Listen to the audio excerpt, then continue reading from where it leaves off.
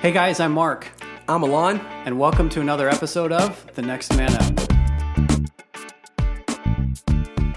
We'll welcome in listeners to part 2 of our conversation with James Kutnow. I hope you enjoyed part 1. We're excited to bring you the second half of our conversation together. If you have not listened to the last episode, you may want to start there just to get a sense for who James is, what we're talking about, why we're talking about it, so that you can get caught up, because we are going to just jump right into where we left off last time and continue on with our conversation with James. But before we do that, let me just remind you that our email address, if you want to give us feedback, comments, suggestions, it's feedback@thenextmanup.com. You can also get us on Facebook at The Next Man Up 1 is our address there. If you want to reach out, connect, engage with us more than just the podcast, we'd love to do that with you. Okay, without any further ado, let's get to part 2 of our conversation with James Kutnow. So Did you know that there's a donut 5K? There's a what? There's a donut 5K. So you run the 5K, you get a donut, I think, after every mile, and then at the end you get a dozen See, donuts. that's what I'm talking about. That's it. That You're reward gonna system do makes it, sense to you me, know? man.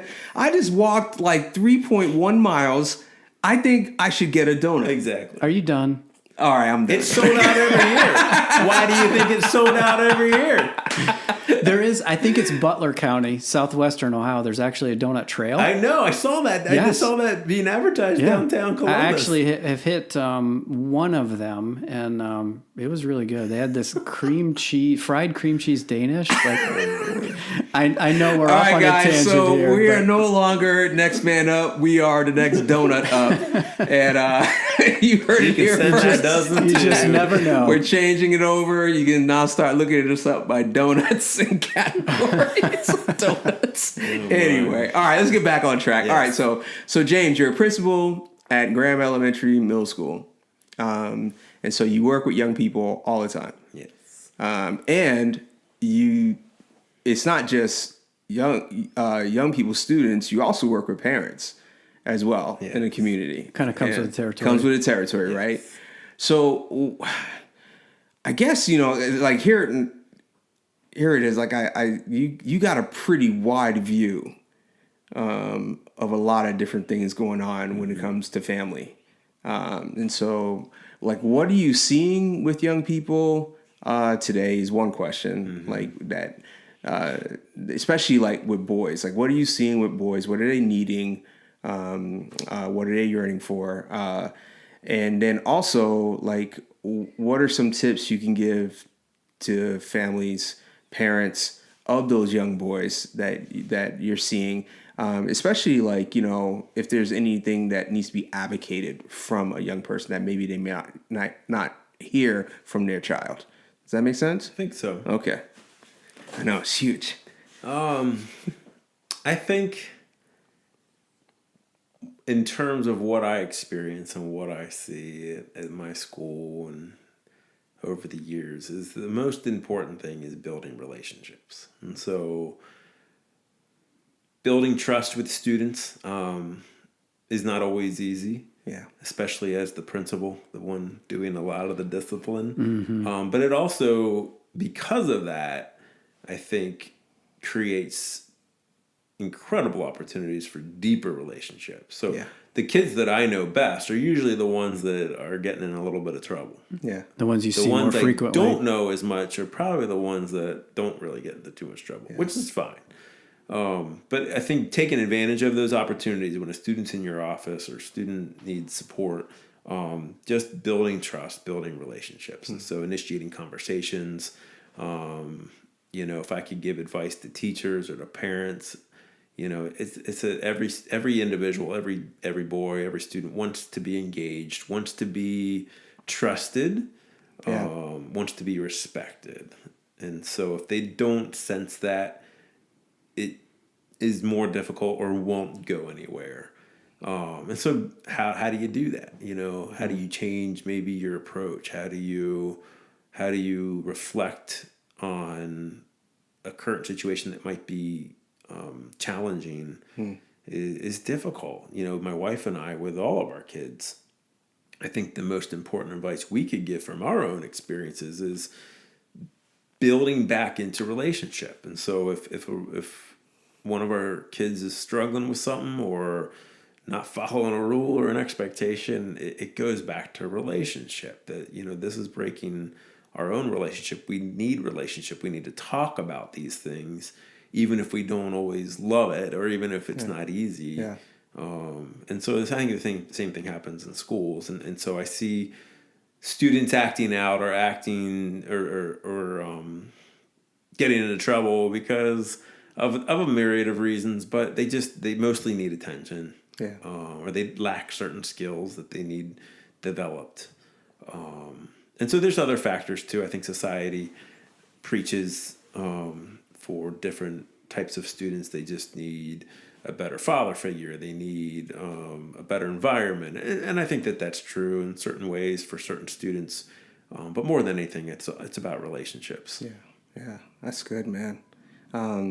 It's funny because I'm thinking about the times where, like, so my job at GEMS is the culture coordinator, and so I'm building relationships with students. But there are some students that I did, like it just seems like I just can't get to. Mm-hmm. But yet I'll find them in James' office, and like they would have this connection going and this conversation going, and because of the relationship that you built with that student, they would share things with you that they wouldn't share with anybody else, or they'll tell you things and actually do things that they wouldn't do for anybody else. Something simple as, well, come on, you got to just get this school thing done, right? So mm-hmm. Okay, so you need help with math. Let's get you help with math, but I'm gonna need you to go back to that class, and you're gonna have to like hold your own and do your thing. And where for someone else saying that would come across as like, screw you, I'm not doing that. Mm. But because they built this trusting relationship with you, they're like, okay, I'll do it. Yeah. And they head back to class. And you're speaking about the importance of relationship. Like, it is truly important, because without relationship, there's no humanity being transferred back and forth. There's no connection. And so your words just come down as like heavy stones versus like a loving hand, or, you know what I mean? Of mercy and grace. And so I think what you're saying is really, really true. And that's very, very important. Yeah. And I think and maybe I'm wrong on this, but I think you working at GEMS has also changed your perspective on what that's supposed to look like at school. Yeah.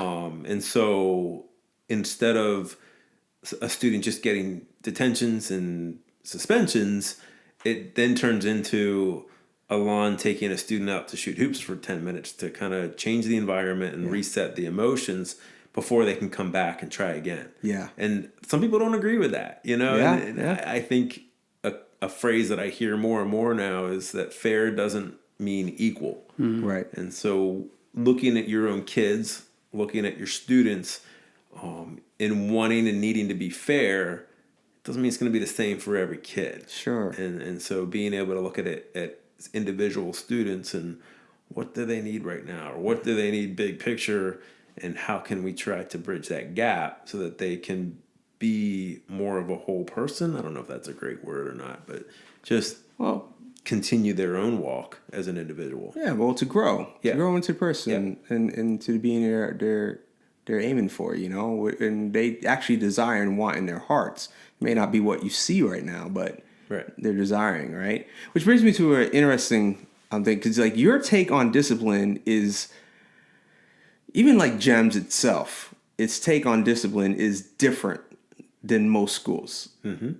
Like most schools, it is like, that's one of the reasons why, like, when you were telling me about like, coming and being a part, like, I was like, oh yeah. Mm-hmm. Like this idea, like, most schools are like, detention, suspension, expulsion, you're gone. Like, you know what I mean? It's like, there is definitely like a strategy of discipline, but it seems like GEMS has a different approach. So I'm wondering if you can speak into what like GEMS' approach is and how you deal with discipline. Yeah, I mean, I think taking a couple steps back, one of the main philosophies behind it, I think, is the desire for every student to be known by an adult and for every student to have an adult they can trust. And that may not be the same adult, and hopefully the student has more than one of each category. But teachers intentionally have a group of students at our school that they meet with regularly, every day actually, and build specific relationships with and have these important conversations that involve discipline or other curriculum-based topics that we use for social interactions and interpersonal communication skills, that kind of thing. And so we make sure that every student is known by an adult, but helping every student have at least one adult they can trust is difficult because you can't force that. You need to build into that. And so sometimes it's the same person as the other way around, but other times it's not, and that's fine. I think the same thing goes with our own kids too. Like how do you build trust, and then how do you help them trust you? That sounds like the same thing, but I think it goes both ways. How do you, as an adult, trust your child, and how does the child, reciprocate that? Yeah. So in the school system, of course, we still have consequences. We still have punitive discipline. Yeah. It's not that kids can't get do whatever they want. There are expectations. There are rules. I'm talking right now about a specific approach that we may or may not use with our staff this year that kind of asks 3 questions. The first one is, what's up? What's going on? Like something happened. They violated a rule in the classroom. They said something they shouldn't have said about another, whatever. Hey, this just happened. What's up? And so not taking it personally, not overreacting, but just checking in, and then getting the student's side of things. Mm-hmm. And then the next question is, well, what's the expectation? So we in other words, we've talked about this, right? Mm-hmm. So you have to set the table first. You can't interrupt. You have to raise your hand. You have to turn your homework in. You have to be respectful. Okay, what's the expectation? Okay. And then the third question is, can I trust you? Are we going to work on this? Or something along those lines? Yeah. Are we going to be able to move forward with this? Am I going to be able to trust that you can get back on board again? And it's not perfect. But the person sharing this with me, there's a whole philosophy. Has said this transforms schools when you move from a punitive only okay, we're going to move the red marker up and down in the classroom. We're going to take the whole class doesn't get to go to recess now. Or, all these things that may work in certain situations and certain settings with certain people. What's the end goal? Those are Band-Aids. Those are conforming, processes. What we want is for students to take ownership and to kind of take it up a notch with how they live. That's neat. Yeah, that's neat, and that totally is transferable to family and how, for sure. You know what I'm saying? I'm thinking as parents, we have expectations for our kids, my right? Daughter, I'm joking with her. Because we were talking with another family about the cell phone, and we have a rule in the house that the cell phone gets plugged in at night in the kitchen, and the purpose is they don't have it with them in their bedroom and they can't access it all hours. It's a break. That's our rule. So I joked with but if she were giving me a hard time, I could just be like, no, you don't get your phone for a week because you didn't. Right? It's boom, hammer down. As opposed to Anna, what's the expectation? Plug it in the kitchen. Yeah. So can I trust you to keep doing that? Yeah. Or do we need to have another kind of conversation? Yeah. No, I can do that.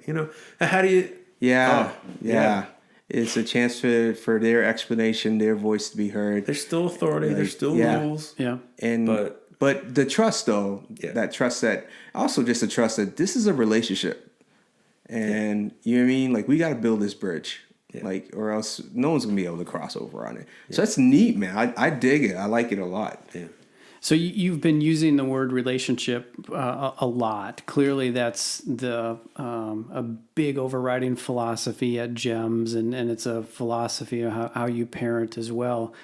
I wonder what you might say to the dad who's like, yeah, but you don't know my kid. And we've got this difficult relationship right now. How do I even bridge that gap? What have you found to be successful, either as a parent or as a principal, with those kids that are they're just tough to reach?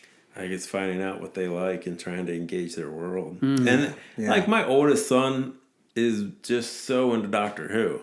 And I'm like, I don't connect, like I tried to watch a few episodes and it's just not my thing. And I love watching sports. I love watching Premier League soccer. And he's just like, I'm not like, okay.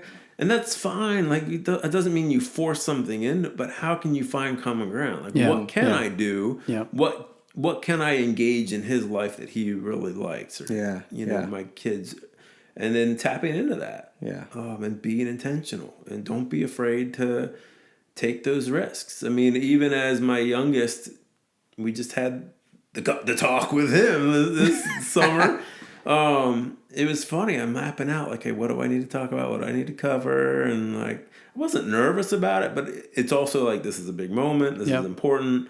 And I think for me, in reflecting after having that conversation, it hit me like, you know what? You just need to keep having these, what you think are hard conversations with your kids, and really aren't, because not that I'm the expert, but to them, I'm the expert. Yeah.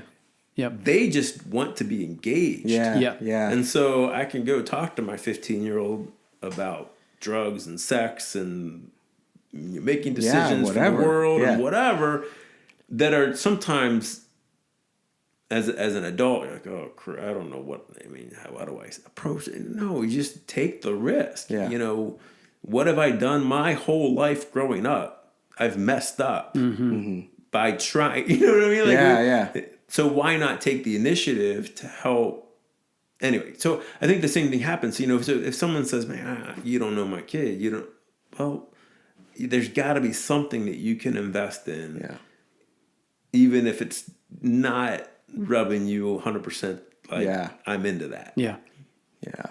It could be the music they're into. Yeah. It could be a hobby that they want to explore that you didn't know they wanted to explore.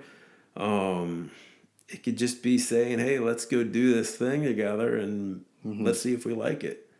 If not, that's all right, but let's just go do it. Right. And it's the risk. It's the risk that you're talking about, like taking that. Just begin to take steps. Yeah. Take a step. I mean, what's the most common, easy thing you could do with somebody that really doesn't mean anything? Probably like watch something. Right. Yeah. Like, okay, we'll set up a summer movie series. Right. Yeah, right. Go 6 movies with your kid. Doesn't mean you're like having these deep theological, philosophical, boy to man conversations, but you're building up trust by spending time together. Yes. So keep it simple. Yeah. Getting started. Being intentional, you've used that phrase a lot. Yeah. Being intentional means that you put yourself out there, you take the risk, you take the initiative, you make the effort. You referred to the 13-year-old as unlikely to come to you and to be able to articulate, Dad, I need this from you. Right? No. So anticipate it. What was it like when you were 13 or when you were fit? What were the things that you were thinking and feeling? What would have been nice for your dad to do to you, with you, for you? And then just do something. Take a shot, because the time goes by so quick. Yeah. These moments are going to be missed, and you can't get them back. Yeah. No. I'll tell you what, you sparked my brain for a donut trail. Just find some donuts. I think I might use that one. Pizza. How many other pizza toys? I'm telling you, as a youth pastor, when I would train my youth leaders, I always told them, like, one surefire way to get to a teenager's like heart is through their stomach. That's right. Food, people. Like, Jesus knew what he was doing, man. He's like, everything was around food. We love food. Like, so that's an easy way to make a connection and build a relationship, is centered around a big old donut. That's right. Covered with frosting. What I like about what you're saying, I'm going to get you off the donut track. No, I'm sorry. I went down a dark path. I know. I'm helping you out here. What I like about what you're saying is exercise some creativity. Yeah. Look at some of the things that you're excited about, passionate about, or that will speak to your kid.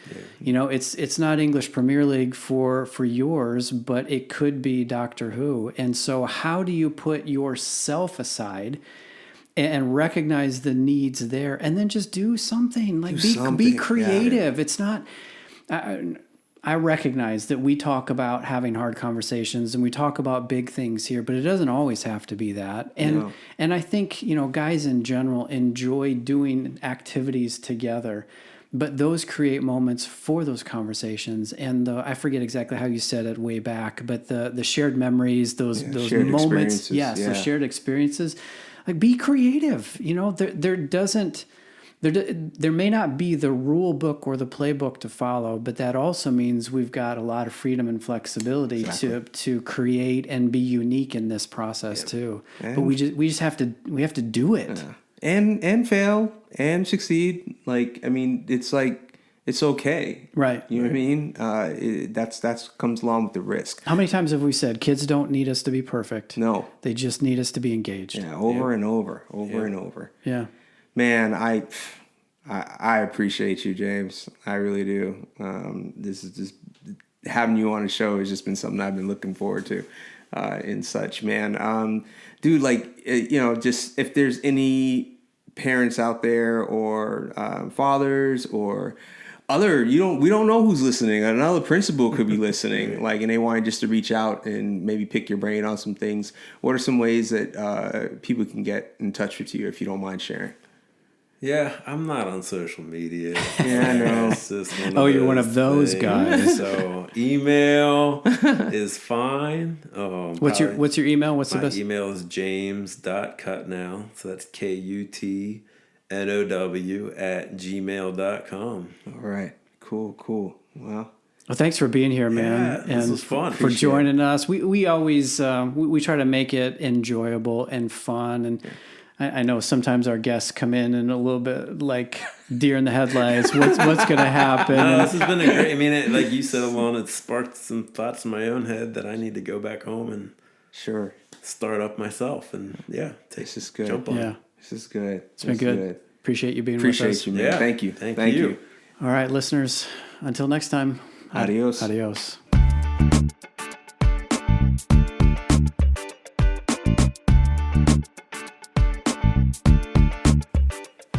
Hey, listeners, thanks for journeying with us on this Next Man Up podcast.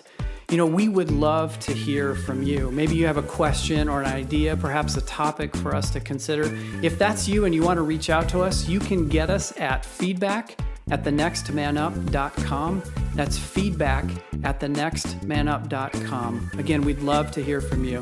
Until next time, we'll see you later.